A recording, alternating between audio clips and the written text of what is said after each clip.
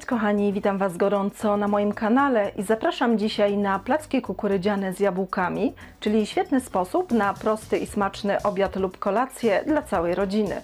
Zapraszam do oglądania filmu. Składniki.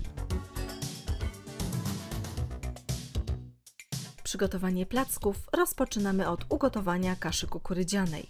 Do garnka wlewamy mleko, wsypujemy kaszę kukurydzianą oraz szczyptę soli. Wszystko mieszamy i gotujemy na małym płomieniu do momentu, aż mleko wchłonie całą kaszę, około 20 minut. Cały czas mieszamy.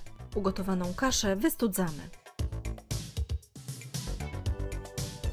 Obrane jabłka ścieramy na tarce o dużych oczkach.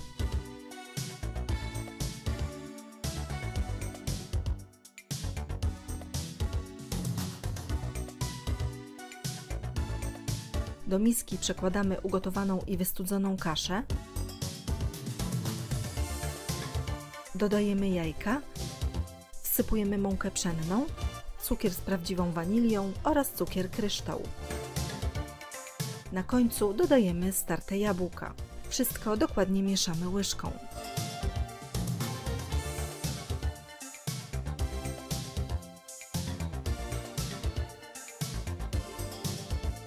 Na patelni z rozgrzanym olejem smażymy niewielkie placuszki z obu stron na złoto-brązowy kolor.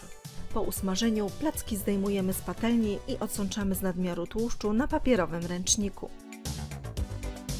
Tak przygotowane placki posypujemy cukrem pudrem i od razu podajemy.